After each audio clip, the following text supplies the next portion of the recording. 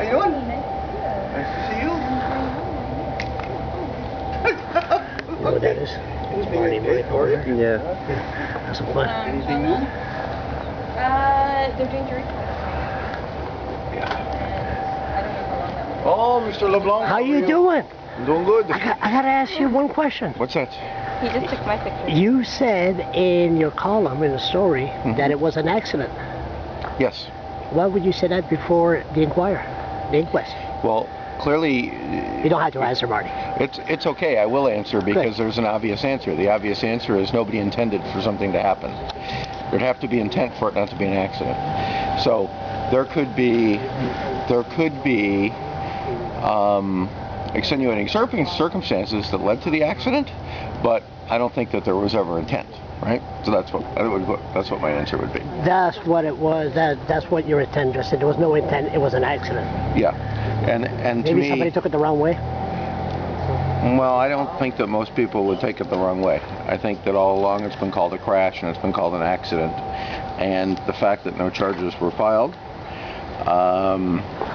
you know, it doesn't remove perhaps the civil responsibilities from somebody, but it's removed the criminal responsibilities from somebody. So, you know, I think kind of that defines, you know, whether it's an accident or whether there was criminal intent. And we've already been through the point where, whether you agree or disagree, we've already been through the point where, you know, they investigated the criminal charges and decided not to lay those. So we're beyond the criminal stage. Now we're looking at other, you know, now they're looking beyond that.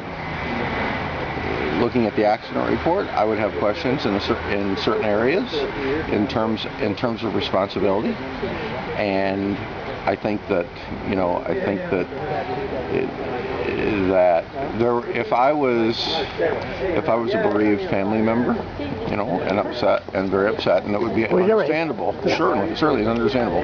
There would be a few things that, you know, there would be a few areas that I would probably be interested in, and even if there's no intent, one would be in my estimation, and I'm not a lawyer or anything, but one would be the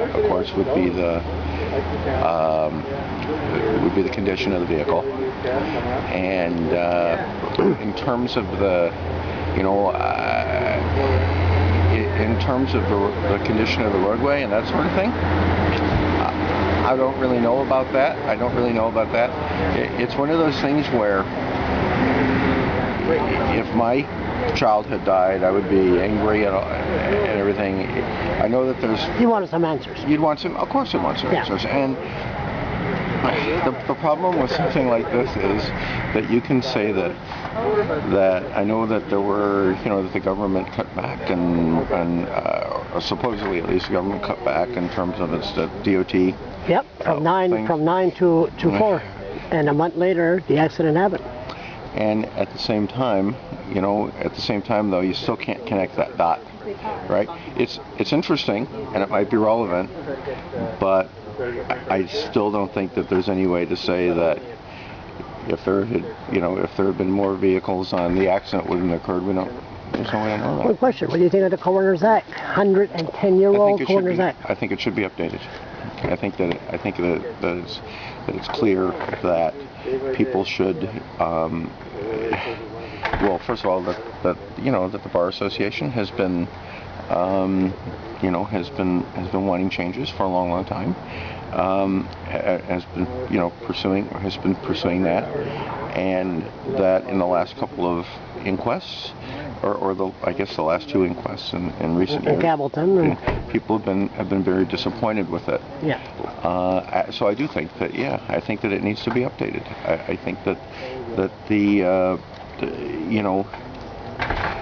I think that people are. I don't think that they're necessarily. I don't think that anybody has a bad intent, but I think that people get their heels dug in, and especially with government. Oh, yeah. With government. Oh yeah. We know all about the way it is. This is the way it was during the American Revolution, and this is the way it should be. And should people probably be able to make sure that that their questions are asked, of course. Excuse me.